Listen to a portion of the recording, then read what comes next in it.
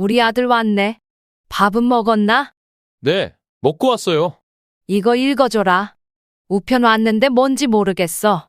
그냥 안내문이에요. 중요한 거 아니에요. 뭐라고 써 있는데? 제대로 좀 읽어봐. 그냥 가스 점검한다는 내용이에요. 신경 쓰실 거 없어요. 그래도 날짜가 언제라고 써 있니? 집에 있어야 하나? 몰라요. 그냥 평일 낮에 온대요. 어차피 엄마는 맨날 집에 계시잖아요. 진짜 귀찮게. 다음 주 수요일이요? 됐죠? 이것도 좀 봐줘라. 통장 정리하고 왔는데 뭔가 돈이 빠져나간 것 같아. 또요. 엄마는 진짜 매번 이런 거 물어보시네. 그냥 은행에 가서 물어보세요. 내가 은행 가면 무슨 말을 해야 할지 모르잖아. 그럼 통장 들고 가서 직원한테 보여주면 되잖아요. 저보고 매번 이런 거 읽어달라고 하지 마세요. 네가 아니면 누구한테 물어보니? 엄마, 이제 한글 좀 배우세요. 요즘에는 노인학교도 있고 문해교실도 있잖아요. 80대 할머니들도 다 배워요. 내가 이 나이에 무슨... 그러니까 매번 이런 거 물어보시잖아요. 제가 바쁜데 이런 사소한 것까지 다 봐드려야 해요? 지금 보신 장면 익숙하게 느껴지지 않으셨나요? 어느 날 갑자기 내가 문자 하나, 우편 하나 읽어달라고 할 때 자식들은 그냥 안내문이에요 하고 넘겨버리기도 하죠. 그런데 그 그냥이라는 말이 듣는 사람에겐 얼마나 차갑게 느껴질 수 있는지 모르는 것 같습니다. 사실 자식 입장에선 반복되는 질문이 귀찮게 느껴질 수도 있어요. 하지만 부모님은 한글을 몰라서가 아니라 나이 들었다는 것 자체가 세상과의 거리를 더 멀게 만들기도 하죠. 자식은 종종 도와주는 것이 시간 낭비라고 느껴질 때가 있지만 사연자에게는 그 시간이 삶의 마지막 존중이기도 합니다. 혹시 우리도 바쁘다는 이유로 그 존중을 놓치고 있는 건 아닐까요? 이제 사연 시작합니다. 구독과 좋아요 눌러주세요.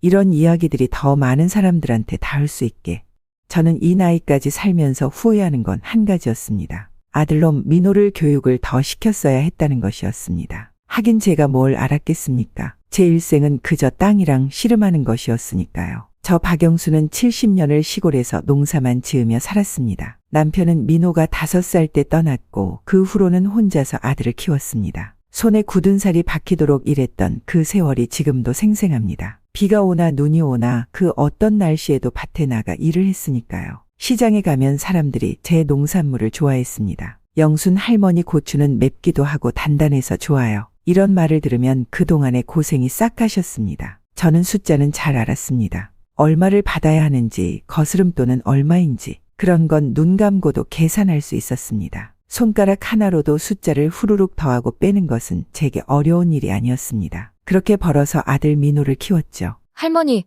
이거 얼마예요? 누가 물으면 종이에 3,000이라고 적고는 했습니다. 그런데 가끔 이게 뭔 작물인지 써주세요 라고 하면 가슴이 덜컥 내려앉았습니다. 그럴 땐 대충 맛있어요 라고 웃으며 넘어갔습니다. 아무도 제가 글을 모른다는 걸 눈치채지 못하게 했습니다.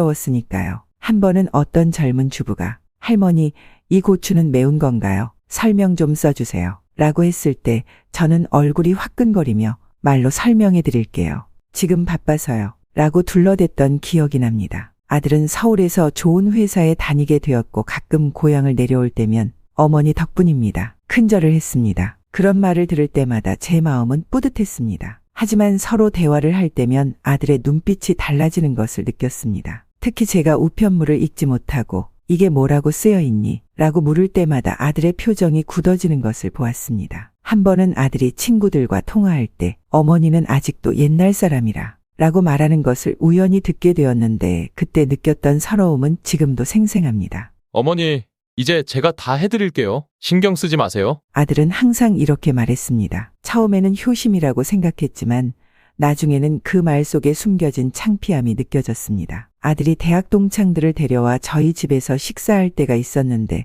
제가 메뉴판을 보지 못하는 모습을 보고 민망해하는 아들의 눈빛을 잊을 수 없습니다. 손님들 앞에서는 우리 어머니는 저를 위해 평생 고생하셨어요 라고 말하면서도 제가 주문을 직접 하려고 하자 얼른 메뉴판을 빼앗아 제가 할게요 라고 말하던 모습이 아직도 기억이 선명합니다. 정희는 처음에는 공손했습니다. 어머니, 이것도 드셔보세요 하며 반찬을 챙겨주었습니다. 하지만 제가 선물로 받은 책을 읽지 못하고 이게 뭐에 관한 책이니? 라고 물었을 때 정희의 눈빛이 완전히 달라졌습니다. 어머님은 책을 못 읽으시네요? 학교도 안 다니셨어요? 그 질문에는 놀라움과 함께 무시하는 듯한 뉘앙스가 담겨 있었습니다. 정희는 그 후로 주변 사람들에게 저를 소개할 때면 항상 우리 어머님은 시골에서만 사셔서 라는 말을 덧붙이곤 했습니다. 그 후로 정희는 저를 대할 때마다 마치 어린아이 대하듯 했습니다. 어머님, 이건 너무 어려우실 거예요. 제가 해드릴게요. 라거나 어머님은 그냥 편하게 계세요. 이런 복잡한 일은 저희가 알아서 할게요. 라며 모든 결정에서 저를 배제했습니다. 아들과 정희가 대화할 때 서로 눈빛을 교환하며 웃는 것을 볼 때면 마치 제가 그 자리에 없는 것처럼 느껴졌습니다. 아들과 며느리의 무시하는 태도가 속상했지만 꼭 참고 지내던 어느 날 동네 이장님이 반상회에서 공지사항을 전달했습니다. 내일부터 복지관에서 노인 한글 교실이 열린다니까 관심 있는 분들은 신청하세요. 처음에는 그냥 흘려들었지만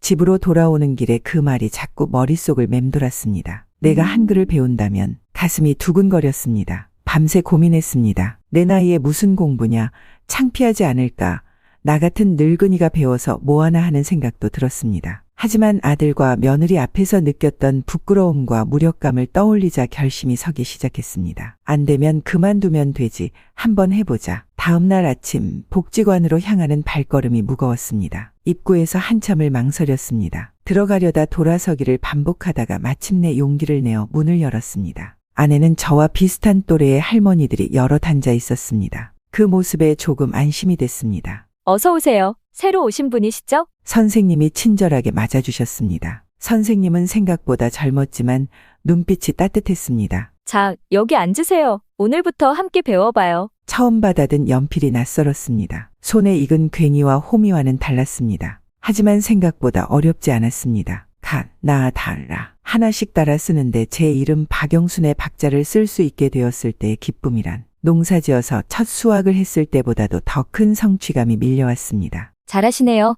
영순 어머니. 선생님의 칭찬에 어깨가 으쓱했습니다. 주변의 할머니들도 서로를 격려하며 함께 배워나갔습니다. 처음으로 제 존재가 누군가에게 부끄러운 것이 아니라 인정받는 기분이었습니다. 그날 집에 돌아오는 길, 하늘이 유난히 파랗게 보였습니다. 아들과 며느리에게 말할까 잠시 고민했지만 아직은 비밀로 하기로 했습니다. 조금 더 배워서 깜짝 놀라게 해주자. 이런 작은 반란이 제 가슴을 뜨겁게 달궜습니다. 내일 수업이 기다려졌습니다. 70년 인생에서 처음으로 기대되는 내일이었습니다. 복지관에서 한글을 배우기 시작한 지 한 달이 지났습니다. 이제 기본적인 자음과 모음은 쓸 수 있게 되었고 간단한 단어도 읽을 수 있었습니다. 하지만 길고 복잡한 문장이나 계약서 같은 공식 문서를 이해하는 것은 여전히 어려웠습니다. 선생님이 가져온 신문을 볼 때면 머리가 아팠습니다. 숫자는 평생 농산물을 팔면서 익숙해졌지만 그 사이사이에 있는 한글이 이해되지 않으니 전체 내용을 파악하기 힘들었습니다. 선생님,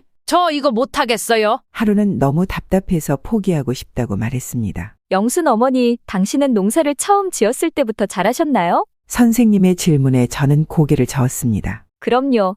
농사도 처음엔 서툴렀지만 계속 하다 보니 익숙해진 거잖아요. 한글도 마찬가지예요. 포기하지 마세요. 그 말에 용기를 얻어 매일 밤 식탁에 앉아 연습했습니다. 아들과 며느리가 서울로 돌아간 뒤 집은 고요했고 저는 그 시간을 활용했습니다. 처음에는 손이 떨려 글씨가 삐뚤삐뚤했지만 계속 쓰다 보니 조금씩 나아졌습니다. 힘들 때마다 제 자신에게 말했습니다. 내가 머리가 나쁜 게 아니라 기회가 없었던 거야. 그 말은 제게 주문 같았습니다. 매일 밤 잠들기 전에 그 말을 되뇌었습니다. 복지관 선생님은 실생활에서 쓸 수 있는 단어들을 가르쳐 주셨습니다. 병원, 약국, 은행, 시장 이런 단어들을 읽을 수 있게 되자 세상이 조금씩 달라 보였습니다. 시장에 갔을 때 간판을 읽을 수 있다는 것이 얼마나 큰 기쁨인지 몰랐습니다. 영순 어머니, 정말 빠르게 배우시네요. 의지가 대단하세요. 선생님의 칭찬에 제 가슴은 뿌듯했습니다. 70년 인생에서 공부로 칭찬받는 건 처음이었습니다. 한 번은 버스를 타고 복지관에 가는 길에 옆자리 할머니가 버스 노선도를 보며 고민하는 것을 보았습니다. 예전 같았으면 저도 모르는 척했겠지만 이제는 달랐습니다. 할머니, 어디 가세요? 제가 물었습니다. 병원에 가야 하는데 몇 번에서 내려야 할지 모르겠네. 저는 노선도를 보고 읽었습니다. 새 정거장 뒤에 병원 정류장이 있네요. 거기서 내리시면 됩니다. 그 할머니의 고마워하는 눈빛이 아직도 생생합니다. 누군가를 도울 수 있다는 것, 그것도 제가 배운 지식으로 말입니다. 그날 밤 더 열심히 공부했습니다. 복지관에서 빌려온 책을 한 글자 한 글자 소리내어 읽으며 의미를 이해하려고 노력했습니다. 배움에는 늦은 나이가 없다. 는 선생님의 말씀이 가슴에 와닿았습니다. 이제 저는 세상을 더 넓게 볼 수 있게 되었고 곧 아들과 며느리에게도 보여줄 수 있을 것 같았습니다. 3달째 한글 공부를 이어가면서 조금씩 자신감이 생겼습니다. 하지만 아직 아들과 며느리에겐 이 사실을 알리지 않기로 했습니다. 작은 반격의 시작이었습니다. 내가 변화하는 모습을 보여주기보다는 조용히 힘을 기르자는 생각이었습니다. 복지관 선생님 김민정 씨는 제게 많은 도움을 주었습니다. 영순 어머니,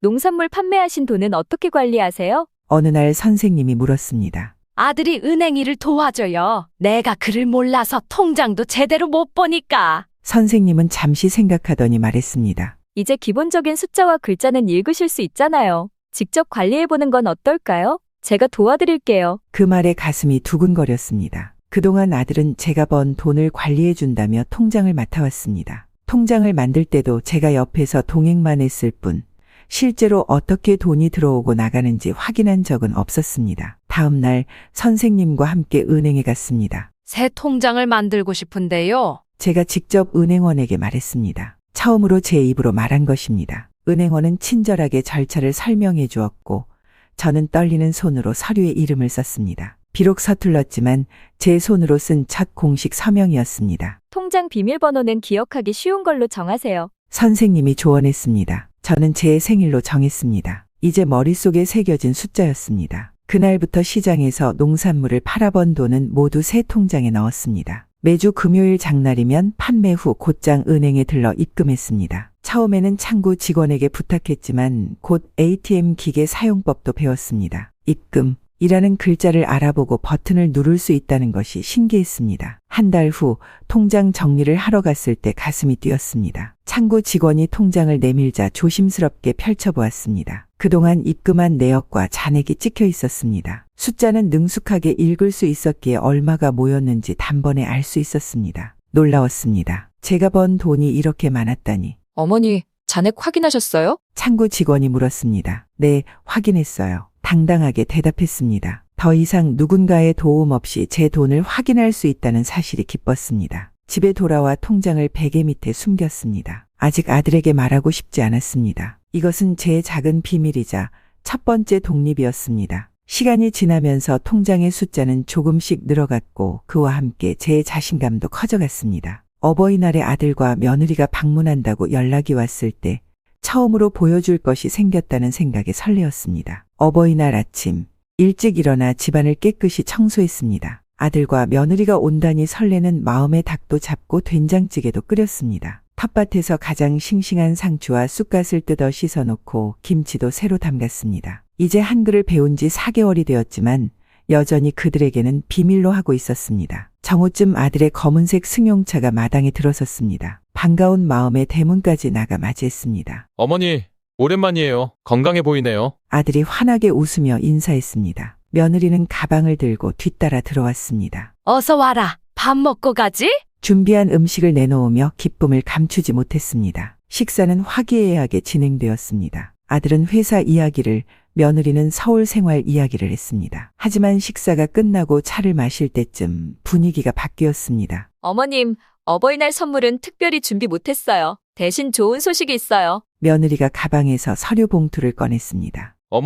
어머니 명의로 된 땅이 관리하기 불편하실 것 같아서 저희가 대신 관리해 드리려고요. 아들이 말했습니다. 이거 사인만 해주세요. 그냥 재산 관리하는 서류예요. 어머님 편하시라고 저희가 다 알아서 할게요. 며느리가 서류를 내밀었습니다. 서류는 복잡했습니다. 작은 글씨로 빽빽하게 채워진 여러 장의 종이었습니다. 아직 제 실력으로는 이해할 수 없었습니다. 마음 한 구석에서는 의심이 들었지만 아들의 말이니 믿었습니다. 여기 서명하시고 여기 도장 찍으시면 돼요. 며느리가 손가락으로 가리키는 곳에 서명을 하고 도장을 찍었습니다. 어머님, 이제 걱정 없으세요. 저희가 다 관리해 드릴게요. 며느리의 말에 아들이 고개를 끄덕였습니다. 두 사람은 서둘러 일어났습니다. 어머니, 다음에 또 올게요. 몸 건강히 계세요. 빈손으로 온 어버이날 방문은 그렇게 끝났습니다. 그들이 떠난 후 텅 빈 집에서 서류 복사본을 들여다보았습니다. 복잡한 한자와 어려운 단어들이 가득했습니다. 소유권 이전, 양도, 증여 이런 단어들만 겨우 알아볼 수 있었습니다. 이틀 후 복지관에 갔을 때 김 선생님에게 그 서류를 보여드렸습니다. 영순 어머님, 이게 뭐죠? 선생님이 물었습니다. 아들이 가져온 서류인데 잘 모르겠어서요. 선생님의 표정이 굳어졌습니다. 어머님, 이거 어머님의 땅을 아들 명의로 넘기는 서류예요. 소유권 이전 증서네. 그 말을 듣는 순간 가슴이 철렁 내려앉았습니다. 평생 일구며 지켜온 땅, 그 땅은 제 삶의 일부였습니다. 그것을 모르고 서명했다는 사실이 믿기지 않았습니다. 선생님, 어떡하죠? 이미 도장을 찍었는데. 법적 조치를 취할 수 있지 않을까요? 어머님이 내용을 이해하지 못한 채 서명했다면 취소할 수도 있을 것 같은데. 집으로 돌아오는 길, 눈물이 계속 흘렀습니다. 아들을 믿었는데 그 믿음이 배신당한 기분이었습니다. 하지만 그보다 더 큰 배신감은 제 자신에 대한 것이었습니다. 왜 더 일찍 공부하지 않았을까? 왜 그냥 서명했을까? 그날 밤 결심했습니다. 더 이상은 아무것도 모르는 척할 수 없었습니다. 부동산 서류 사건 이후 복지관에 가는 발걸음이 무거웠습니다. 선생님에게 서류를 보여드린 후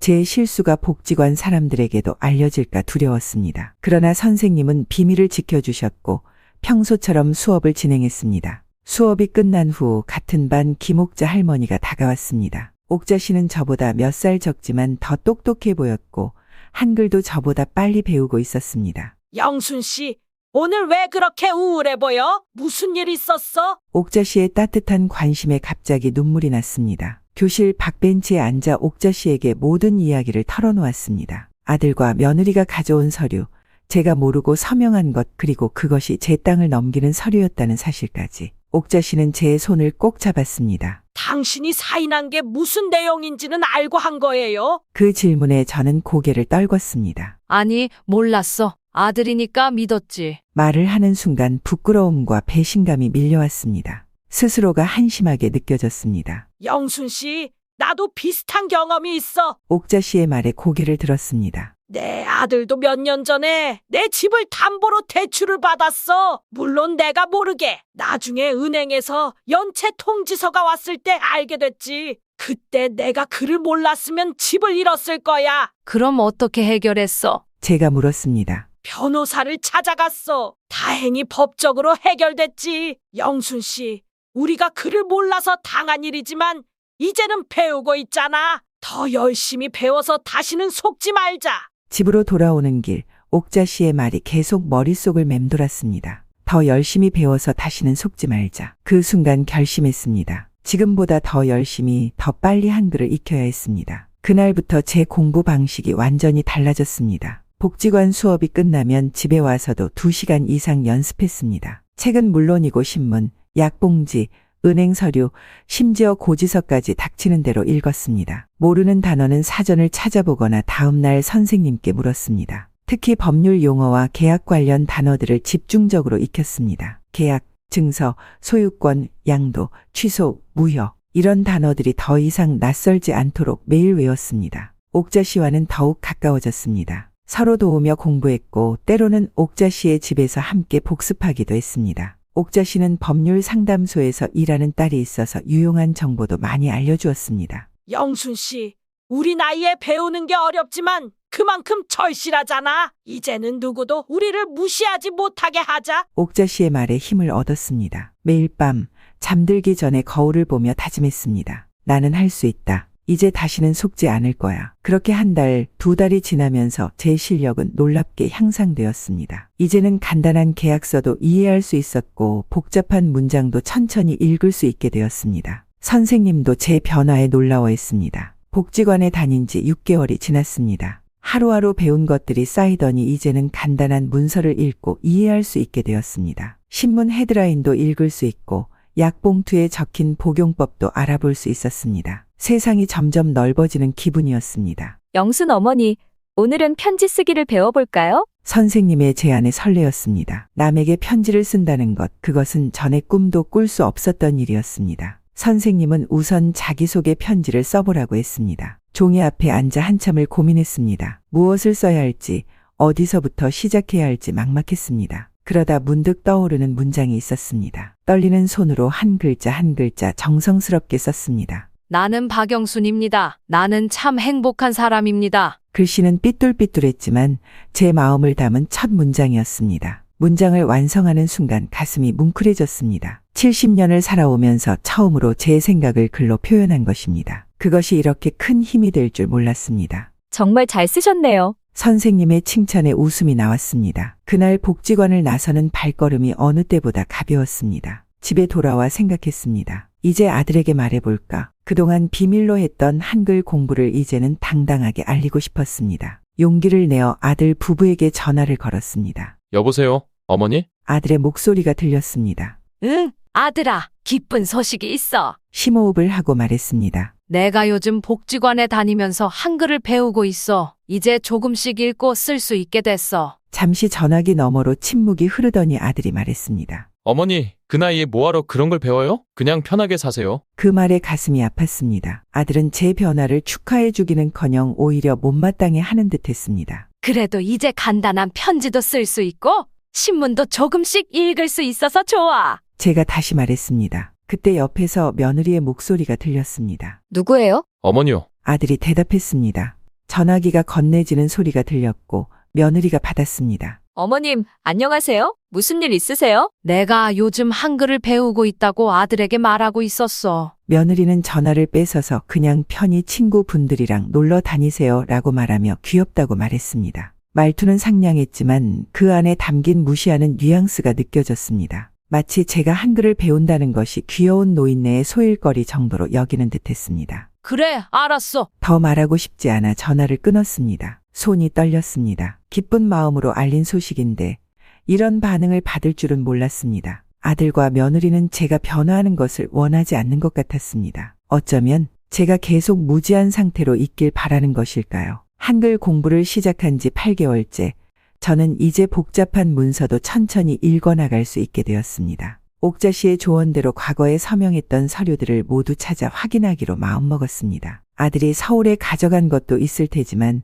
제 서랍 깊숙이 보관해둔 서류들도 있었습니다. 선생님, 이 서류들 좀 봐주실 수 있을까요? 어느 수요일 오후 복지관 수업이 끝난 후 선생님께 낡은 서류 봉투를 내밀었습니다. 영순 어머니, 이게 뭐죠? 제가 예전에 서명했던 서류들이에요. 무슨 내용인지 정확히 알고 싶어서요. 선생님은 흔쾌히 도와주셨습니다. 하나하나 펼쳐보면서 설명해 주셨습니다. 대부분은 농지 세금 관련 서류나 마을 공동사업 동의서 같은 것들이었습니다. 그런데 마지막으로 본 서류에서 선생님의 표정이 굳어졌습니다. 어머니, 이건 대출 보증서네요. 대출 보증서요? 제가 언제 그런 걸 썼죠? 3년 전이네요. 아들 민호 씨 명의로 된 대출에 어머니가 보증인으로 서명하셨어요. 손이 떨려왔습니다. 3년 전이면 아들이 사업 확장한다며 서류 좀 써달라고 했을 때였습니다. 그때도 내용을 모르고 서명했었죠. 얼마짜리 대출인가요? 선생님은 잠시 망설이더니 말했습니다. 5천만 원이에요. 그리고 이자가 좀 높네요. 연 15%. 숨이 막혔습니다. 그 돈이면 제 농지 전체 가치와 맞먹는 금액이었습니다. 상환은 잘 되고 있나요? 선생님이 서류를 더 살펴보더니 말했습니다. 최근 연체가 있었던 것 같아요. 여기 독촉장이 첨부되어 있네요. 2개월 전 것인데. 가슴이 철렁 내려앉았습니다. 대출금 상환이 연체되고 있다는 것은 제가 보증인으로서 책임을 져야 할 수도 있다는 뜻이었습니다. 기둥처럼 의지했던 아들이 제 무지를 이용해 이런 짓을 했다니 믿기지 않았습니다. 어머니, 괜찮으세요? 얼굴이 창백해지셨어요. 네, 그냥 좀 놀랐습니다. 그날 밤 잠을 이루지 못했습니다. 머릿속에는 온갖 생각이 맴돌았습니다. 왜 아들은 이런 짓을 했을까? 돈이 그렇게 필요했을까? 아니면 처음부터 갚을 생각이 없었던 걸까? 다음 날 아침 일찍 은행에 갔습니다. 대출 상황을 정확히 알아보고 싶었습니다. 박영순 고객님, 확인해보니 해당 대출은 현재 3개월 연체 상태입니다. 보증인으로서 상환 요청을 받으실 수 있습니다. 은행 직원의 말에 다리에 힘이 빠졌습니다. 제가 얼마를 갚아야 하나요? 원금 5천만 원의 연체이자까지 합하면 약 5,300만 원 정도 됩니다. 그 말을 듣는 순간 평생 일구어온 제 농장이 물거품이 될 수도 있다는 생각에 눈앞이 캄캄해졌습니다. 집으로 돌아오는 길 머릿속은 복잡했습니다. 아들에게 당장 전화해 따져 물어볼까도 생각했지만 그보다 먼저 해야 할 일이 있었습니다. 더 많은 정보를 모으고 제 상황을 정확히 파악해야 했습니다. 복지관에 다시 찾아가 선생님과 법률 상담을 받기로 했습니다. 선생님은 주변 법률구조공단을 알아봐 주셨고 제 사정을 들은 변호사는 몇 가지 조언을 해주었습니다. 보증인으로 서명하셨지만 내용을 제대로 이해하지 못한 채 서명하셨다면 법적으로 다툴 여지가 있습니다. 특히 문해력이 부족한 상태에서 자녀가 유도한 경우라면 더욱 그렇습니다. 희망이 보이는 순간이었습니다. 하지만 동시에 아들과의 관계는 더욱 악화될 것이 분명했습니다. 제 가슴은 찢어질 듯 아팠습니다. 평생 사랑으로 키운 아들이 저를 이렇게 배신하다니. 대출 서류건을 발견하고 일주일이 지났습니다. 그동안 아들에게 연락하지 않았습니다. 어떻게 대면해야 할지, 무슨 말을 해야 할지 정리가 필요했습니다. 법률구조공단의 변호사는 일단 증거를 더 수집하라고 조언했고 저도 그게 맞다고 생각했습니다. 저녁 무렵 텃밭에서 밭일을 마치고 돌아와 막 저녁 준비를 하려는데 전화벨이 울렸습니다. 아들이었습니다. 여보세요? 어머니, 저예요. 아들의 목소리가 평소와 달리 조금 떨리는 것 같았습니다. 그래, 무슨 일이니? 어머니, 좀 급해서 그러는데 통장 좀 빌려주세요. 순간 가슴이 철렁했습니다. 예전이었다면 그래, 언제 가져갈래? 라고 대답했을 것입니다. 하지만 이제 저는 달랐습니다. 세상을 읽을 줄 알게 되었고 제 권리도 알게 되었습니다. 무슨 일인데? 얼마나 필요한데? 제가 구체적으로 물었습니다. 전화기 너머로 잠시 침묵이 흘렀습니다. 아들이 이런 질문을 예상하지 못했던 것 같았습니다. 그게 있잖아요. 사업 자금이 좀 필요해서요. 은행에서 대출을 받으려고 하는데 통장 거래 내역이 필요해서요. 얼마나 필요한데? 다시 한번 물었습니다. 그냥 통장만 빌려주시면 돼요. 돈은 필요 없어요. 뭔가 이상했습니다. 통장만 필요하다는 건 말이 안 됐습니다. 대출을 받으려면 제 통장 거래 내역이 왜 필요한지 이해가 되지 않았습니다. 아들아, 솔직히 말해봐. 진짜 무슨 일이니? 내 통장으로 뭘 하려고? 아들은 말을 더듬었습니다. 사실은 회사 자금이 좀 급해서요. 어머니 통장으로 잠시 입출금을 해야 해서 한 3천만 원 정도만. 그 순간 머릿속에 경고등이 켜졌습니다. 아들은 제 통장을 이용해 무언가를 하려는 것이 분명했습니다. 어쩌면 대출금 연체 문제를 해결하려는 것일 수도 있었습니다. 아들아, 내가 지금 내 대출 보증을 선 것도 알고 있어. 3개월이나 연체된 것도 알고 있고. 전화기 너머로 숨을 크게 들이마시는 소리가 들렸습니다. 어머니, 어떻게? 이제 나도 글을 읽을 수 있어? 은행에도 가보고 변호사도 만나봤어. 아들은 잠시 말을 잇지 못했습니다. 제가 그것도 글을 제대로 읽지 못했던 어머니가 이런 행동을 할 줄은 상상도 못했을 것입니다. 어머니, 그게 다 설명할 수 있어요. 사업이 잠시 어려워서 그런 건데. 설명은 나중에 하고 지금 당장 그 대출금 문제부터 해결해. 내가 평생 일군 농장을 날릴 수는 없어. 어머니, 곧 해결될 거예요. 그러니까 통장 좀. 안 돼. 이제 내 통장은 내가 관리해. 내가 진짜 필요한 게 있으면 솔직하게 말하고 정상적인 방법으로 도움을 요청해.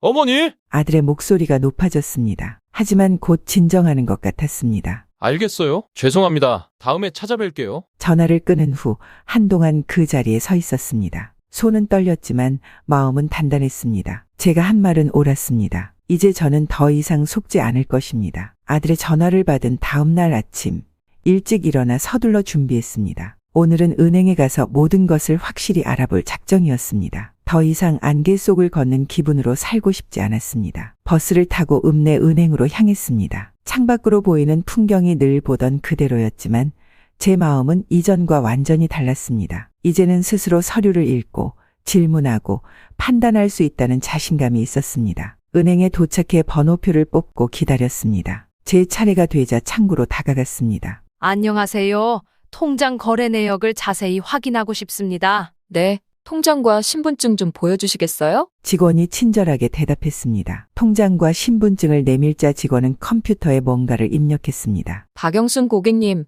어떤 정보를 확인하고 싶으신가요? 최근 5년간의 모든 거래 내역이요. 특히 큰 금액의 입출금 내역을 알고 싶습니다. 직원은 컴퓨터 화면을 조작한 후 프린트를 했습니다. 몇 장의 종이를 제게 건넸습니다. 여기 최근 5년간의 거래 내역입니다. 특별히 살펴보실 부분이 있으신가요? 저는 천천히 내역을 확인하기 시작했습니다. 이제 숫자와 글자를 읽을 수 있어 거래 내역을 이해할 수 있었습니다. 입금, 출금, 잔액 모든 것이 명확했습니다. 그런데 3년 전 날짜의 큰 금액의 입금과 바로 다음 날 같은 금액의 출금이 눈에 띄었습니다. 입금액은 8천만 원, 제 농지 일부를 팔았을 때 받은 금액이었습니다. 그리고 출금 내역에는 민호라는 이름이 적혀 있었습니다. 이 거래 좀 자세히 설명해 주실 수 있나요? 제가 그 부분을 가리키며 물었습니다. 직원은 다시 컴퓨터를 확인했습니다. 이것은 김민호님 계좌로 이체된 내역입니다. 고객님께서 직접 방문하셔서 이체하신 것으로 확인됩니다. 기억이 났습니다. 그날 아들이 함께 은행에 왔었고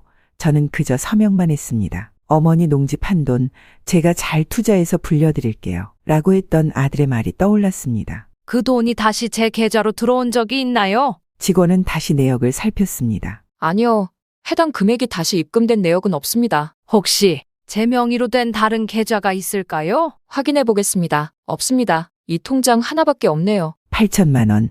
제 농지를 판 돈이 그대로 아들에게 갔다는 뜻이었습니다. 그리고 돌아오지 않았습니다. 혹시 더 확인하실 것이 있으신가요? 특이사항이 몇 가지 더 보이는데요. 직원이 다른 거래 내역을 가리켰습니다. 그곳에는 2년 전 제 통장에서 며느리의 계좌로 월 100만 원씩 정기적으로 이체된 내역이 있었습니다. 1년 넘게 매달 빠져나간 돈이었습니다. 이건 제가 한 적이 없는데요. 이체 등록은 인터넷 뱅킹으로 되어 있습니다. 혹시 다른 분에게 인터넷 뱅킹 정보를 공유하셨나요? 그때 기억났습니다. 아들이 어머니 통장 관리 좀 해드릴게요라며 통장과 도장을 가져갔던 일. 아들은 제 모르게 인터넷 뱅킹을 설정하고 자동이체를 걸어놓은 것이었습니다. 이 자동이체를 당장 중단할 수 있나요? 네, 지금 바로 해드리겠습니다. 직원은 몇 가지 서류를 준비했고 저는 서명했습니다. 이번에는 무슨 서류인지 정확히 알고 서명했습니다. 더 궁금하신 것이 있으신가요? 네, 마지막으로 제 명의로 된 대출이나 보증은 더 있나요? 직원은 다시 컴퓨터를 확인했습니다. 박영순 고객님 명의로 된 대출은 없습니다. 다만 보증인으로 되어 있는 대출이 한 건 있습니다. 김민호 명의의 5천만 원 대출이요. 이미 알고 있던 사실이었지만 다시 확인하니 더욱 현실감이 느껴졌습니다. 은행을 나서는 발걸음이 무거웠습니다. 아들과 며느리가 제 재산을 이렇게 가져갔다니. 배신감, 분노, 슬픔이 한꺼번에 밀려왔습니다. 하지만 동시에 이제라도 알게 되어 다행이라는 생각도 들었습니다. 만약 그를 배우지 않았다면 계속해서 속았을 것입니다. 은행에서 알게 된 충격적인 사실로 며칠 밤을 뒤척였습니다. 아들과 며느리가 제 농지 매매 대금 8천만 원을 가져가고 매달 100만 원씩 빼돌렸다는 사실이 믿기지 않았습니다. 마음 한편에서는 혹시 오해가 있는 건 아닐까 하는 생각도 들었지만 은행 거래 내역은 명백했습니다. 옥자씨와 상의한 끝에 복지관 법률 상담소를 찾아가기로 했습니다. 망설였지만 제 상황을 정확히 알고 대처하는 것이 필요했습니다. 안녕하세요. 박영순입니다. 법률 상담을 받고 싶습니다. 상담소에 들어서자 젊은 여성 변호사가 맞이했습니다. 안녕하세요.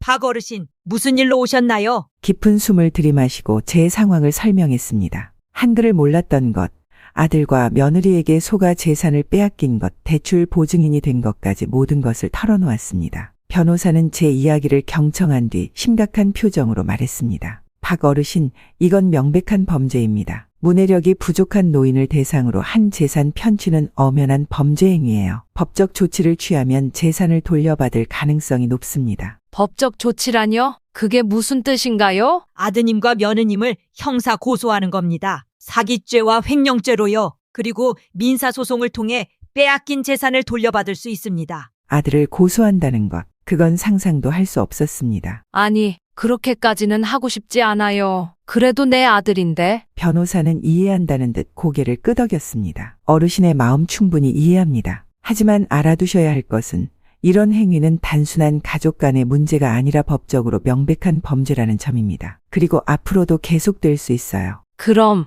고소 말고 다른 방법은 없나요? 고소 외에도 내용 증명을 보내 재산 반환을 요구하는 방법이 있습니다. 법적 조치를 취하기 전 마지막 경고장 같은 거죠. 그리고 앞으로의 재산 관리를 위한 법적 보호 장치도 마련할 수 있습니다. 내용 증명이요? 네, 공식적인 문서로 빼앗긴 재산의 반환을 요구하는 겁니다. 법적 효력이 있어 무시할 수 없어요. 잠시 생각에 잠겼습니다. 아들을 고소하는 건 도저히 할 수 없었지만 제 재산을 되찾고 싶은 마음도 컸습니다. 그것은 단순히 돈의 문제가 아니라 제 인생과 노후의 문제였습니다. 변호사는 자세히 설명해 주었습니다. 내용 증명 작성 방법, 필요한 증거, 앞으로의 절차까지. 저는 한글 공부를 시작한 이후 처음으로 메모를 하며 들었습니다. 그리고 박 어르신, 혹시 다른 재산도 있으신가요? 농지나 집 말고요. 통장에 조금 있고 농산물 판매하는 돈 정도요. 그런 재산도 보호해야 합니다. 아드님이 어르신의 동의 없이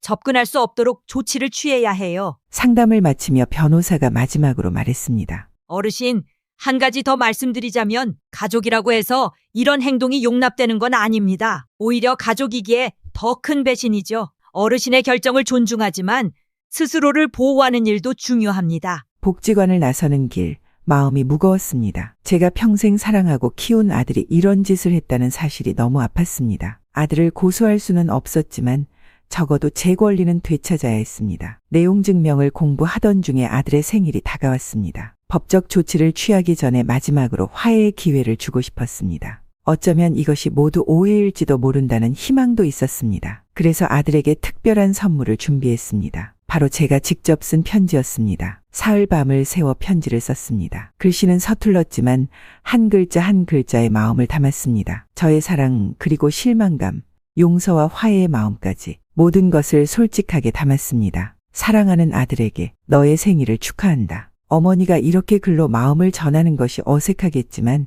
이제 내가 한글을 배워서 너에게 마음을 전할 수 있게 되었다. 내가 어머니의 재산을 가져간 것 알고 있다. 하지만 어머니는 여전히 너를 사랑한다. 우리 다시 시작하자. 편지를 봉투에 넣고 작은 케이크와 함께 아들의 집을 방문했습니다. 초인종을 누르자 며느리가 문을 열었습니다. 어머님, 무슨 일이세요? 며느리의 목소리에는 놀라움이 묻어 있었습니다. 오늘이 아들 생일이잖아. 축하해주러 왔지. 거실에는 아들과 손주 지훈이가 있었습니다. 아들은 소파에 앉아 텔레비전을 보고 있었고 지훈이는 장난감을 가지고 놀고 있었습니다. 아들아, 생일 축하해. 케이크랑 편지 가져왔어. 제가 말했습니다. 아들은 어색하게 웃으며 일어났습니다. 어머니, 일부러 오시고 고맙습니다. 저는 준비한 편지를 내밀었습니다. 이건 어머니가 직접 쓴 편지야. 한글 배우고 처음으로 너에게 쓴 거니까 천천히 읽어줘. 아들은 편지를 받아들었습니다. 봉투를 뜯고 편지를 꺼내 펼쳤습니다. 그러나 몇 줄 읽지도 않고 표정이 굳어졌습니다. 어머니, 그냥 말로 하시지 이런 건 왜 써요? 그리고는 편지를 구겨서 소파 옆에 던져버렸습니다. 그 순간 제 가슴에 날카로운 통증이 느껴졌습니다. 밤새 정성스럽게 쓴 편지를 아들은 쓰레기처럼 취급했습니다. 목이 메어 더 말을 잇지 못했습니다. 어머니,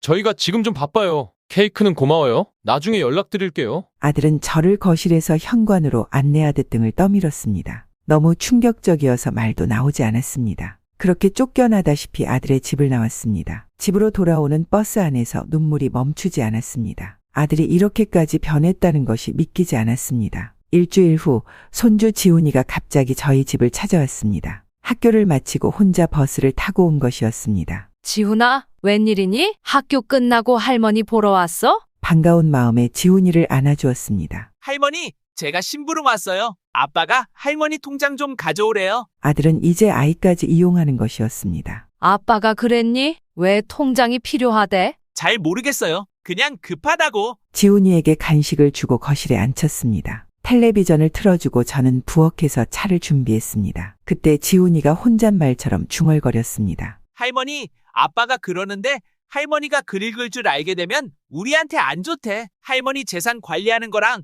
통장에서 돈 빼간 거 알게 될까봐 걱정하시던데. 그 말을 들은 순간 제 온몸에 전율이 흘렀습니다. 아이의 순진한 말에 모든 의혹이 확신으로 바뀌었습니다. 아들과 며느리는 정말로 제 재산을 노리고 있었고 제가 한글을 배우는 것을 두려워했던 것입니다. 지훈아, 그런 말 또 들은 적 있니? 네? 아빠랑 엄마가 자주 그런 얘기해요. 어머님이 글 읽을 줄 알게 되면 큰일 난다고. 차를 들고 거실로 들어갔습니다. 지훈이의 순진한 얼굴을 보니 마음이 아팠습니다. 아이는 이 모든 상황을 모른 채 부모의 지시대로 움직이고 있었습니다. 지훈아, 할머니가 통장은 줄 수 없어. 대신 내가 좋아하는 과자 사줄게. 아빠한테는 할머니가 집에 없었다고 말해주렴. 지훈이는 잠시 고민하더니 고개를 끄덕였습니다. 과자를 사주고 버스 정류장까지 배웅한 후 집으로 돌아오자마자 깊은 숨을 내쉬었습니다. 손주 지훈이의 말을 들은 후 바로 행동에 나섰습니다. 더 이상 망설일 시간이 없었습니다. 복지관에 가서 김 선생님께 상황을 모두 설명했습니다. 선생님, 이제 확실해졌어요. 아들과 며느리가 제 재산을 노리고 있었던 거예요. 김 선생님은 진지하게 제 이야기를 들으시더니 말씀하셨습니다. 영순 어머니, 제가 아는 단체가 있어요. 노인 권익 보호 단체인데 어머니와 같은 상황에 처한 분들을 전문적으로 도와드려요. 그날 오후 김 선생님의 소개로 실버라이트라는 노인 권익 보호 단체를 찾아갔습니다. 시내 중심가에 있는 작은 사무실이었지만 들어서자마자 따뜻한 느낌이 들었습니다. 안녕하세요. 박영순입니다. 김 선생님 소개로 왔습니다. 어서 오세요, 박 어르신. 저는 이 단체의 대표 변호사 정수민입니다. 김 선생님께 대략적인 상황은 들었습니다. 정 변호사는 친절하게 저를 상담실로 안내했습니다. 그곳에는 이미 3명의 다른 노인분들이 앉아 있었습니다. 오늘은 소규모 상담 모임이 있는 날이에요. 비슷한 경험을 가진 분들과 이야기를 나누면 도움이 될 거예요. 처음엔 어색했지만 다른 노인분들의 이야기를 들으면서 제가 혼자가 아니라는 것을 깨달았습니다. 78세의 최할머니는 아들에게 집 문서를 넘겨준 후 쫓겨났고 82세의 이할아버지는 딸에게 연금을 모두 빼앗기고 있었습니다. 69세의 강할머니는 저와 비슷하게 자녀들이 보증인으로 서명하게 해 빚을 떠안게 된 경우였습니다. 이런 일이 저만 있는 게 아니었군요. 제가 말했습니다. 네, 안타깝게도 이런 일은 생각보다 흔합니다. 자녀들이 노부모의 재산을 노리는 경우가 많아요. 특히 문해력이 낮거나 법적 지식이 부족한 노인들이 주요 대상이 되곤 합니다. 정 변호사가 설명했습니다. 그날 모임에서 많은 것을 배웠습니다. 재산권 보호의 기본 개념부터 구체적인 법적 조치까지, 특히 인상적이었던 것은 노인학대라는 개념이었습니다. 재산을 빼앗는 것도 노인학대의 한 형태입니다. 경제적 학대라고 하죠. 이것은 명백한 불법 행위이며 법적으로 보호받을 권리가 있습니다. 정 변호사의 말씀을 들으며 새로운 관점을 얻었습니다. 모임이 끝난 후 정 변호사와 개인 상담을 했습니다. 제 상황을 자세히 설명하고 어떤 조치를 취할 수 있는지 물었습니다. 영순 어르신의 경우 몇 가지 법적 조치를 취할 수 있습니다. 첫째, 부당하게 이전된 농지에 대한 소유권 회복 소송. 둘째, 무단으로 인출된 금액에 대한 반환 청구. 셋째, 보증인으로 서명한 대출에 대한 취소 신청 등이 가능합니다. 그런데 아들을 고소하고 싶진 않아요. 고소 없이도 민사적으로 해결할 수 있는 방법이 있습니다. 내용 증명을 통한 요구가 첫 단계고요. 그에 응하지 않으면 민사소송을 통해 진행할 수 있습니다. 정 변호사는 또한 앞으로의 재산 보호를 위한 방법도 알려주었습니다. 어르신의 남은 재산을 보호하기 위해 신탁이라는 방법도 고려해보세요. 전문 기관에 재산 관리를 맡기는 거예요. 또 공증을 통해 특정인에게 재산을 넘기지 않겠다는 의사를 명확히 할 수도 있습니다. 모든 정보가 새롭고 복잡했지만 하나하나 메모하며 이해하려고 노력했습니다. 이제 한글을 읽고 쓸 수 있다는 것이 얼마나 큰 힘인지 다시 한번 느꼈습니다. 상담을 마치고 나오면서 정 변호사가 미소 지으며 말했습니다. 영순 어르신, 한글을 배우기 시작한 것이 정말 현명한 결정이었습니다. 지식은 힘입니다. 특히 자신의 권리를 알고 지킬 수 있는 지식은 더욱 그렇죠. 그 말에 가슴이 뜨거워졌습니다. 맞습니다. 한글을 배운 것, 그것은 단순히 읽고 쓸 수 있게 된 것을 넘어 제 인생을 되찾는 첫걸음이었습니다. 한글을 배운 지 1년이 되어갈 무렵 복지관에서 좋은 소식이 있었습니다. 김 선생님께서 한글 교실 졸업식을 준비한다고 했습니다. 기초반을 마치고 중급반으로 올라가는 의미의 작은 행사였지만 저에게는 인생의 큰 전환점이었습니다. 영순 어머니, 이번 졸업식에서 어머니가 수석 졸업하세요. 가장 열심히 배우셨고 가장 많이 발전하셨어요. 김 선생님의 말씀에 얼굴이 붉어졌습니다. 수석이라뇨? 제가요. 그냥 필요해서 열심히 한 것뿐인데. 그 필요가 어머니를 이만큼 성장시킨 거예요. 다른 학생들의 롤모델이 되셨답니다. 졸업식 날 복지관 강당은 학생들과 가족들로 가득 찼습니다. 대부분의 학생들은 가족들과 함께 왔지만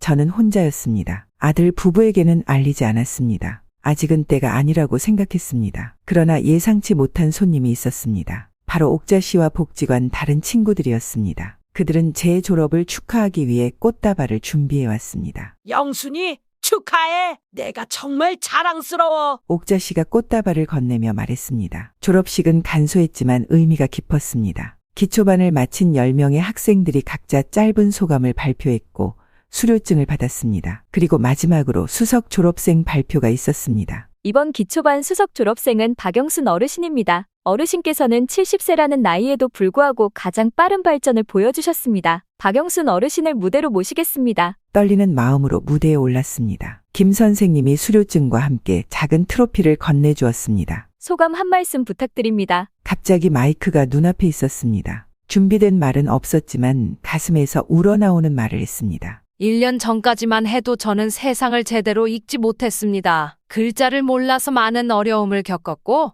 속기도 했습니다. 하지만 이제는 다릅니다. 글을 배우면서 세상이 달라 보이기 시작했습니다. 제 권리도 알게 되었고 다른 사람들에게 이용당하지 않는 법도 배웠습니다. 늦게 배운 한글이지만 앞으로 남은 인생에서 큰 힘이 될 것입니다. 저처럼 글을 모르는 어르신들 용기 내서 배우세요. 늦지 않았습니다. 작은 강당에 박수 소리가 울려 퍼졌습니다. 몇몇 어르신들은 눈물을 훔치고 계셨습니다. 제 이야기가 그분들에게도 희망이 되었나 봅니다. 졸업식이 끝난 후 뜻밖의 손님이 저를 찾아왔습니다. 지역 신문 기자였습니다. 박영순 어르신 축하드립니다. 제가 읍내신문 기자인데요. 어르신의 이야기를 기사로 쓰고 싶습니다. 70대에 한글을 마스터하신 이야기가 많은 분들에게 용기가 될 것 같아요. 처음에는 부끄러워 거절하려 했지만 김 선생님의 권유로 인터뷰에 응했습니다. 제 이야기가 다른 이들에게 도움이 된다면 좋겠다는 생각에서였습니다. 일주일 후 지역신문에 70대의 문해력을 마스터한 박영순 여사라는 제목의 기사가 실렸습니다. 기사에는 제가 한글을 배우게 된 계기, 배우면서 겪은 어려움, 그리고 이제는 법률 문서까지 이해할 수 있게 된 이야기가 담겨 있었습니다. 특히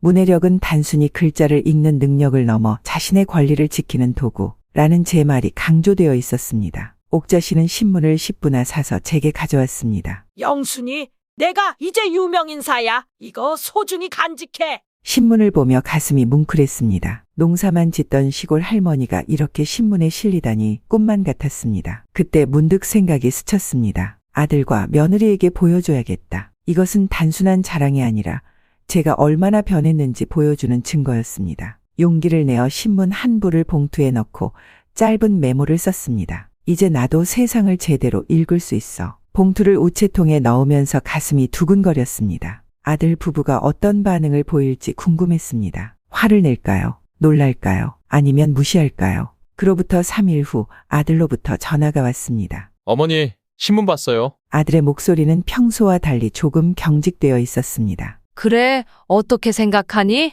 와, 축하드려요. 너무 잘 되셨네요. 이젠 웬만한 글은 다 읽으시는 거죠? 그래, 이젠 거의 읽을 수 있어. 축하해줘서 고맙다. 말은 그렇게 했지만 아들의 축하가 진심인지 의심스러웠습니다. 목소리에서 느껴지는 어색함과 불안함이 숨겨져 있는 것 같았습니다. 이제 제가 글을 읽을 수 있다는 사실이 아들에게는 위협으로 다가올 테니까요. 어머니, 정말 대단하세요. 그동안 얼마나 힘드셨어요? 제가 도와드릴 일은 없으세요? 갑자기 친절해진 아들의 말투에 쓴웃음이 났습니다. 제가 무력할 때는 관심도 없다가 이제 와서 걱정하는 척하는 것이 너무 뻔해 보였습니다. 글쎄, 내가 도와줄 일이 있을까? 아, 생각해보니 있네. 내 농지 매매 대금 8천만 원. 그거 내가 관리한다고 가져갔잖아. 그 돈 어디에 있는지 알려줄래? 전화기 너머로 잠시 침묵이 흘렀습니다. 아들이 당황한 것이 느껴졌습니다. 어머니, 그건 어머니 명의로 투자해 놓은 거예요. 수익금도 좀 생겼을 거예요. 그래? 어디에 투자했는데? 서류 좀 보여줄래? 이제 나도 읽을 수 있으니까. 아, 네. 다음에 찾아뵐 때 가져갈게요. 그래, 그리고 내 통장에서 매달 100만 원씩 빼간 것도 설명해줘야겠네. 어머니, 그건 어머니 생활비로 따로 모아둔 건데. 거짓말 그만해. 은행에 가서 다 확인했어? 그 돈 다 너희 계좌로 들어갔더구나. 아들은 더 이상 변명하지 못했습니다. 제가 모든 것을 알고 있다는 사실에 충격을 받은 것 같았습니다. 어머니, 제가 다 설명할 수 있어요. 다음에 직접 찾아뵐게요. 라고 하고 전화를 끊었습니다. 그 후로 아들은 연락이 없었습니다. 약속대로 찾아오지도 않았고 전화도 없었습니다. 처음에는 서운했지만 이내 마음을 다잡았습니다. 더 이상 아들에게 의존하지 않고 제 삶을 살아야 한다고 결심했습니다. 복지관 선생님께서 알려주신 농촌 체험 관광 활성화 사업 공고문이 생각났습니다. 제 농장을 체험 학습장으로 바꾸면 어떨까 하는 생각이 들었습니다. 젊은 시절부터 평생 농사를 지으며 쌓아온 경험이 있으니 도시 아이들에게 농촌 체험을 제공하는 것도 좋은 일이 될 것 같았습니다. 하지만 사업 계획서를 써야 했습니다. 복지관 선생님께 도움을 청하고 싶었지만 이번만큼은 제 힘으로 해보고 싶었습니다. 한글을 배운 것도 제 권리를 찾은 것도 모두 제가 직접 한 일이었으니까요. 부엌 식탁 앞에 앉아 노트와 연필을 준비했습니다. 박영순의 텃밭 체험 학습장이라는 제목을 적으며 시작했습니다. 무엇을 어떻게 써야 할지 막막했지만 제 생각을 솔직하게 적기로 했습니다. 밤이 깊어갔지만 저는 포기하지 않고 계속 썼습니다. 손은 느렸지만 한 글자 한 글자 정성껏 써내려갔습니다. 마치 밤새 콩나물이 자라듯 종이 위에 글자가 하나둘 들어갔습니다. 이 농장은 50년 동안 제가 직접 농사를 지어온 곳입니다. 모든 작물은 농약을 최소한으로 사용하고 전통 방식으로 재배합니다. 도시 아이들에게 진짜 농촌 생활을 체험하게 해주고 싶습니다. 모내기, 김매기, 수확하기 등 계절별로 다양한 체험 프로그램을 운영할 것입니다. 글씨는 삐뚤빼뚤했고 맞춤법도 완벽하지 않았지만 제 진심이 담긴 계획서였습니다. 주변 환경 설명, 프로그램 내용, 예상 효과, 필요한 자금까지 생각나는 대로 적었습니다. 다음 날 완성된 계획서를 들고 농업기술센터를 찾아갔습니다. 접수 담당자는 제 손으로 직접 쓴 계획서를 보고 놀라는 눈치였습니다. 할머님께서 직접 쓰신 거예요? 네, 제가 밤새 쓴 거예요. 한글을 배운 지 얼마 안 돼서 좀 서툴러요. 담당자는 감동한 표정으로 말했습니다. 정성이 느껴집니다. 심사위원들에게 잘 전달하겠습니다. 한 달 후 기적 같은 소식이 왔습니다. 제 계획서가 지역 농업 지원 프로그램에 선정되었다는 것입니다. 지원금 3천만 원을 받게 되었습니다. 우편함에서 합격 통지서를 꺼내 읽었을 때 눈물이 왈칵 쏟아졌습니다. 박영수님의 텃밭 체험 학습장 사업 계획서가 심사 결과 높은 평가를 받아 선정되었음을 알려드립니다. 특히 오랜 농사 경험을 바탕으로 한진정성 있는 프로그램과 직접 손으로 작성한 계획서에서 느껴지는 열정이 심사위원들의 마음을 움직였습니다. 농업기술센터 직원들이 방문하여 앞으로의 절차를 설명해 주었습니다. 체험장 조성 공사, 프로그램 개발, 홍보 방안까지 함께 논의했습니다. 모든 것이 꿈만 같았습니다. 그날 저녁 옥자 씨에게 전화해 기쁜 소식을 전했습니다. 영순아, 정말 대단하다. 너 정말 변했어. 1년 전만 해도 상상도 못했을 일이잖아. 그래, 나도 가끔 내가 꿈을 꾸는 건 아닌가 싶어. 글을 배우고 세상이 달라졌어. 그래서 아들한테는 연락했어? 아니, 아직. 일단 내 힘으로 성공하는 모습을 보여주고 싶어. 공사가 시작되었습니다. 농장 한쪽에 체험장이 만들어지고 작은 교실도 지어졌습니다. 농업기술센터 직원들의 도움으로 홍보 포스터와 리플릿도 제작했습니다. 제 사진과 함께 50년 농사 경험의 박영순 할머니와 함께하는 진짜 농촌 체험이라는 문구가 적혀 있었습니다. 개장날 예상보다 많은 가족들이 찾아왔습니다. 특히 어린 아이들이 많았습니다. 처음에는 긴장했지만 농사에 관한 이야기를 시작하자 자연스럽게 말이 나왔습니다. 자, 여기 모종을 심는 방법을 알려줄게요. 내가 50년 동안 해온 방법이에요. 아이들은 흙을 만지며 즐거워했고 부모들은 제 오랜 경험에서 나오는 조언을 메모하기도 했습니다. 그날의 기쁨은 말로 표현할 수 없었습니다. 체험 학습장은 입소문을 타고 인기를 얻기 시작했습니다. 주말마다 예약이 가득 찼고 인근 초등학교에서 단체로 방문하기도 했습니다. 지역 신문에 다시 한번 제 이야기가 실렸습니다. 이번에는 한글을 배워 인생을 바꾼 70대 농부, 이제는 교사가 되다 라는 제목이었습니다. 체험 학습장이 문을 연 지 3개월이 지났습니다. 입소문을 타고 점점 더 많은 사람들이 찾아왔고 이제는 주말 예약이 2주 전에 마감될 정도로 인기가 많아졌습니다. 지역 학교들과 연계 프로그램도 시작되어 평일에도 아이들의 웃음소리가 끊이지 않았습니다. 어느 토요일 오후 마지막 체험 수업을 마치고 농장 정리를 하고 있을 때 검은색 고급 승용차 한 대가 들어왔습니다. 차에서 내린 사람은 아들이었습니다. 한동안 연락이 없다가 갑자기 찾아온 아들을 보니 긴장이 되었습니다. 하지만 이제 더 이상 두렵지 않았습니다. 제 삶은 제가 책임지고 있었으니까요. 어머니, 안녕하세요. 아들이 조심스럽게 다가왔습니다. 그래, 어서 와.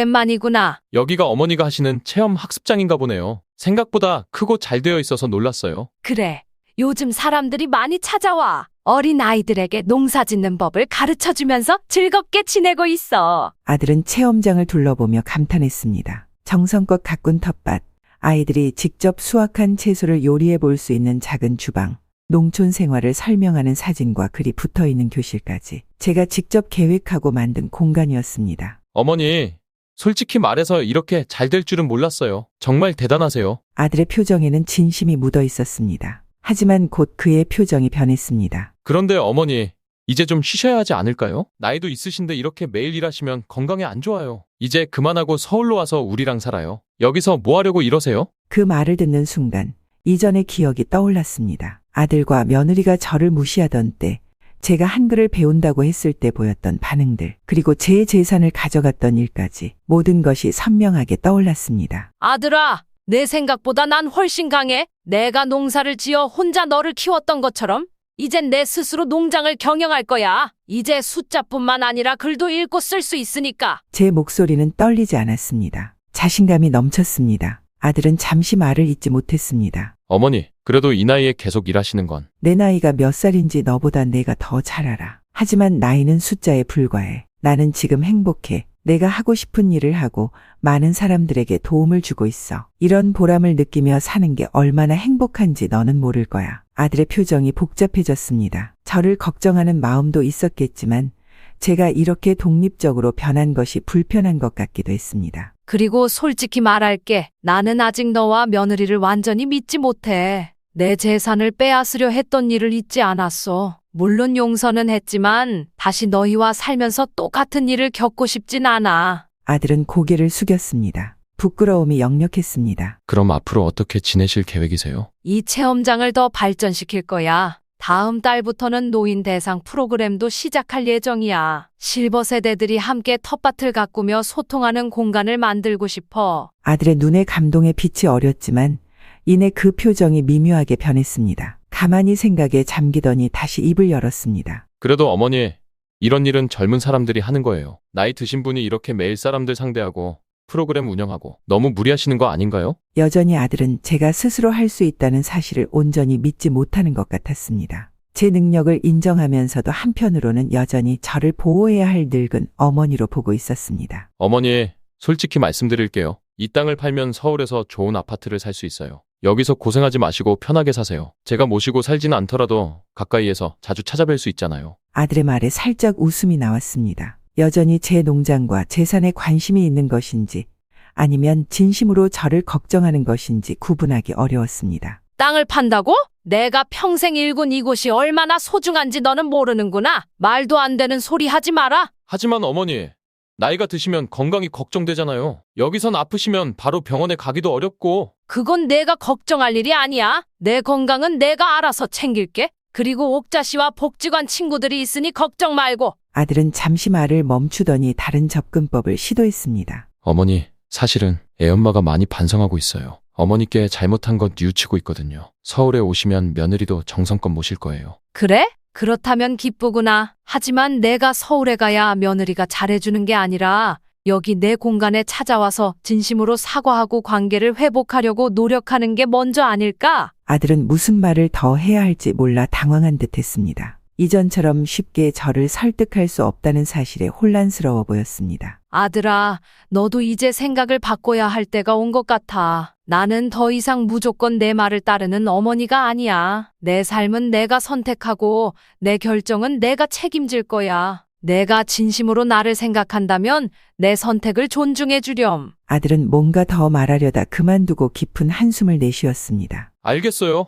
어머니, 제가 너무 고집을 부렸네요. 어머니 뜻대로 하세요. 아들과의 대화 이후 더 이상 미루지 말고 제 권리를 찾아야겠다고 결심했습니다. 체험장 운영으로 자신감도 생겼고 법적인 지식도 조금씩 쌓였습니다. 아들이 마음대로 처분했던 농지, 특히 제가 서명한 것도 모르게 아들 명의로 넘어간 그 땅을 되찾고 싶었습니다. 다음 날 아침 변호사에게 전화를 걸었습니다. 변호사님, 결정했어요. 제 땅을 되찾기 위한 소송을 시작하고 싶습니다. 박 어르신, 정말 용기 있는 결정이십니다. 어르신의 권리를 찾는 과정을 돕겠습니다. 변호사의 사무실에서 소송 준비를 시작했습니다. 아들이 제게 사인하라고 했던 서류들, 제가 한글을 읽지 못했던 시절의 이야기, 문해력이 부족한 상태에서 부당하게 재산을 빼앗긴 과정, 모든 것을 상세히 설명했습니다. 소송의 핵심은 어르신이 서류의 내용을 제대로 이해하지 못한 상태에서 서명했다는 점입니다. 이것은 법적으로 계약의 무효 사유가 될 수 있어요. 소송 서류를 작성하는 과정에서도 저는 한 단어 꼼꼼히 읽고 이해했습니다. 이제는 무슨 내용인지 모르고 서명하는 일은 없었으니까요. 소장이 접수되자 법원에서 첫 재판 날짜가 정해졌습니다. 아들에게도 소송 사실이 통보되었고 그는 당황한 목소리로 저에게 전화를 걸어왔습니다. 어머니, 왜 이러세요? 가족끼리 법정에서 싸워야 합니까? 난 싸우려는 게 아니야. 그저 내 땅을 돌려받으려는 거지. 내가 마음대로 처분한 내 재산 돌려줄 생각이 없다면 법의 도움을 받는 수밖에 없잖아. 하지만 어머니, 더 이상 말하지 마. 법정에서 만나자. 재판 당일 옥자 씨와 복지관 선생님 그리고 몇몇 친구들이 저를 응원하기 위해 함께 법정에 왔습니다. 검은색 정장을 입고 법정에 들어서는 순간 가슴이 두근거렸습니다. 맞은편에는 아들과 그의 변호사가 앉아 있었습니다. 판사가 입장하고 재판이 시작되었습니다. 김 변호사는 저희 사연을 차분하게 설명했습니다. 한글을 몰랐던 시절 아들의 요구에 따라 서명한 서류의 내용을 이해하지 못했다는 점, 그리고 제가 한글을 배우고 나서야 그 사실을 알게 되었다는 점을 강조했습니다. 박영수님은 70세에 한글을 배우기 시작해 이제는 농촌 체험 학습장을 운영할 정도로 성장하셨습니다. 그러나 그 이전에는 문서를 읽지 못했고 이를 악용한 아들이 어머니 모르게 재산을 가로챈 것입니다. 아들 측 변호사는 모든 것은 어머니를 위한 것이었으며 어머니가 동의하에 진행된 일이라고 주장했습니다. 그때 판사가 제게 물었습니다. 박영순 씨, 직접 말씀해 보시겠습니까? 자리에서 일어나 법정을 향해 당당하게 말했습니다. 저는 평생 농사만 지으며 글을 몰랐습니다. 아들이 가져온 서류에 사인하라고 할 때 저는 내용을 알지 못한 채 서명했습니다. 그게 제 땅을 넘기는 서류였다는 사실은 한글을 배우고 나서야 알게 되었습니다. 어머니를 속이고 재산을 가로챈 아들의 행동은 용서할 수 없습니다. 제 목소리는 떨리지 않았습니다. 과거의 부끄러움도 아들에 대한 미안함도 없었습니다. 오직 진실과 정의만이 있었습니다. 재판은 몇 차례 더 열렸고 매번 저는 법정에 출석해 사실을 밝혔습니다. 아들은 점점 더 위축되어 갔고 마지막 재판에서는 고개를 들지도 못했습니다. 마침내 판결이 내려졌습니다. 원고 박영순 씨의 청구를 인용합니다. 피고는 부당하게 취득한 농지의 소유권을 원고에게 반환해야 합니다. 승소했습니다. 법정을 나서는 순간 눈물이 흘렀습니다. 그것은 슬픔의 눈물이 아니라 정의가 실현된 데 대한 감격의 눈물이었습니다. 농지 소유권을 되찾은 승리의 기쁨도 잠시, 저는 아직 해결해야 할 문제가 남아있다는 것을 알고 있었습니다. 바로 아들 부부가 몰래 가져간 돈, 제 통장에서 무단으로 인출한 그 돈들을 되찾는 일이었습니다. 변호사와 상담 후 두 번째 단계의 법적 조치를 취하기로 했습니다. 이번에는 소송보다 먼저 내용 증명부터 보내기로 했습니다. 아들 부부에게 공식적으로 돈의 반환을 요구하는 내용 증명을 보내는 게 좋겠습니다. 은행 거래 내역과 같은 확실한 증거가 있으니 효과가 있을 겁니다. 변호사의 조언이었습니다. 내용 증명 편지를 작성하는 과정에서도 저는 한 문장 한 문장 꼼꼼히 확인했습니다. 정확한 금액, 인출 날짜,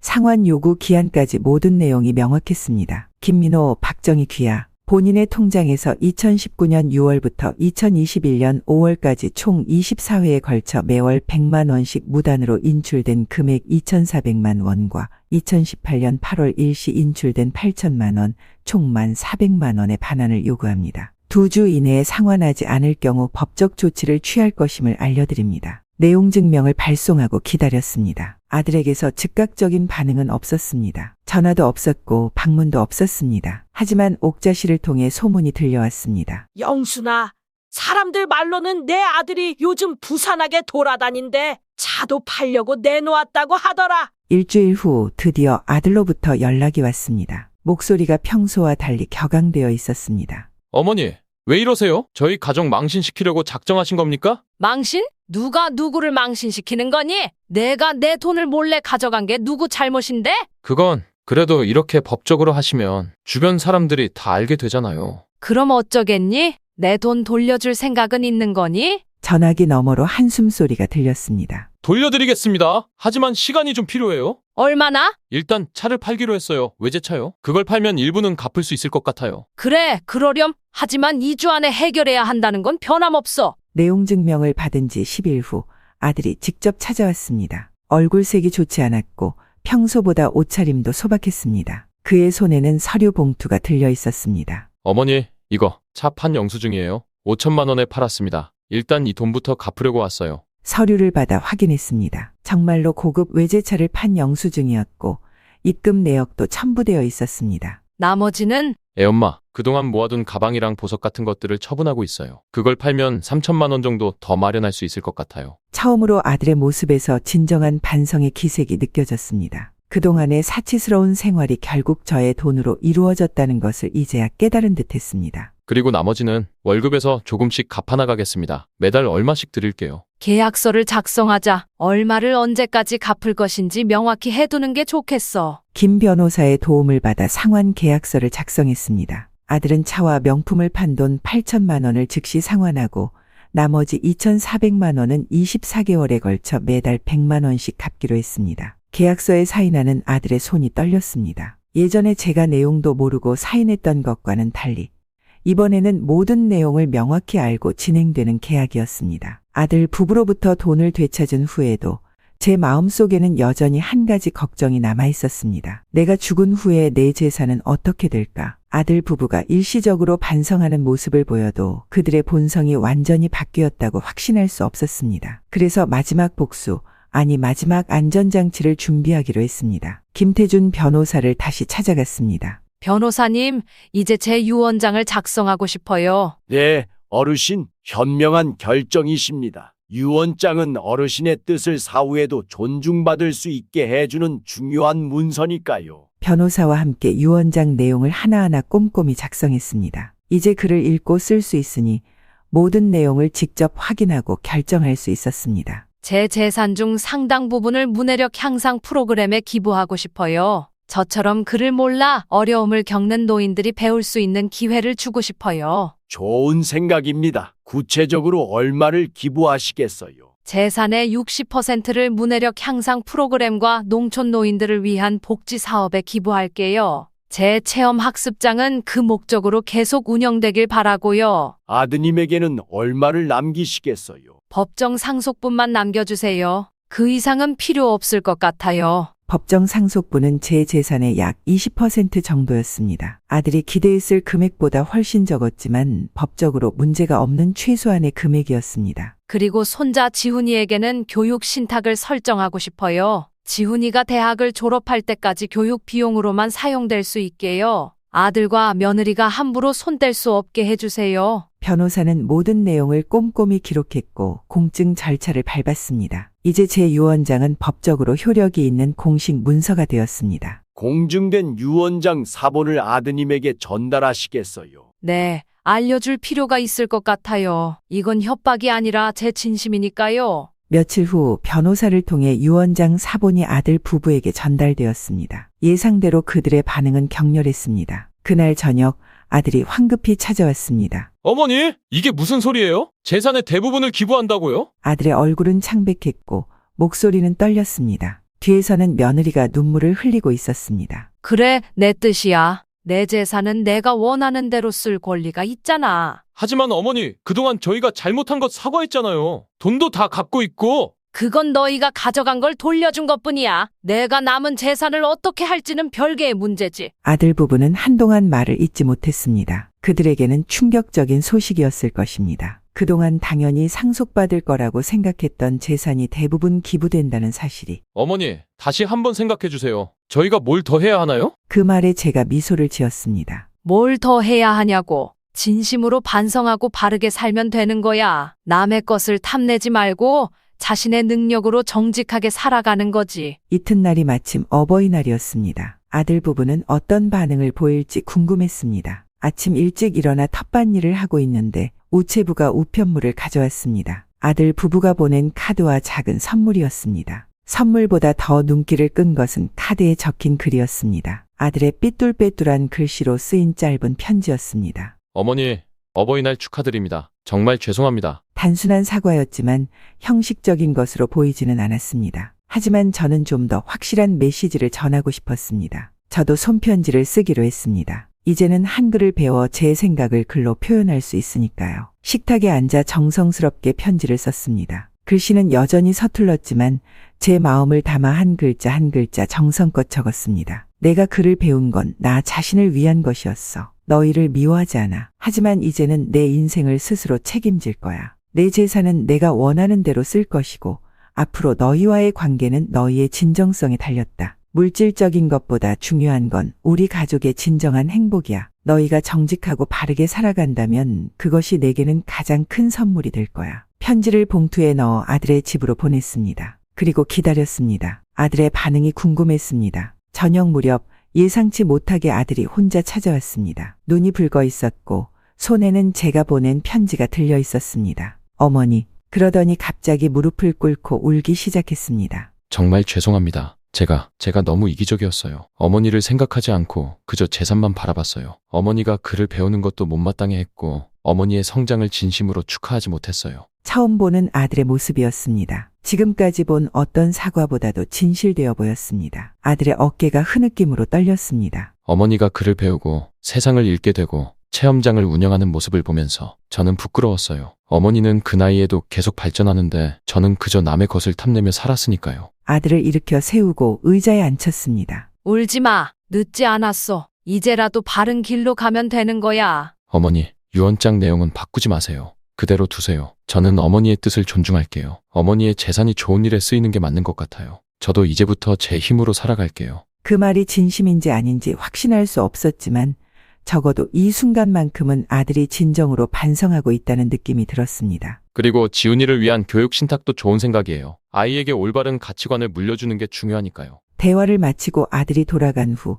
창가에 앉아 석양을 바라봤습니다. 가슴속에 묘한 평화로움이 찾아왔습니다. 이것이 복수였을까요? 아니면 화해였을까요? 어쩌면 둘 다였는지도 모릅니다. 아들에게 교훈을 주고 동시에 관계를 회복할 수 있는 기회를 준 것이니까요. 한글을 배운 지 1년이 조금 넘은 시간 동안 제 인생은 완전히 달라졌습니다. 무지했던 할머니에서 체험 학습장을 운영하는 선생님이 되었고 이용당하던 어머니에서 존중받는 어른이 되었습니다. 그리고 무엇보다 스스로의 가치를 깨닫고 당당하게 세상을 살아가는 한 사람이 되었습니다. 이제 저는 제 남은 인생을 의미 있게 보낼 계획입니다. 더 많은 노인들이 글을 배울 수 있도록 돕고 농촌 체험을 통해 도시 아이들에게 자연의 소중함을 가르치고 무엇보다 제 경험을 통해 다른 이들에게 희망을 전하고 싶습니다. 그리고 아들과의 관계도 새롭게 시작하고 싶습니다. 이제는 서로를 존중하는 관계로 말입니다. 창밖으로 저무는 해를 바라보며 생각했습니다. 인생은 끝날 때까지 끝난 게 아니야. 새로운 시작은 언제든 가능해. 그리고 그 새로운 시작의 열쇠는 바로 글을 읽고 쓸 수 있게 된 것,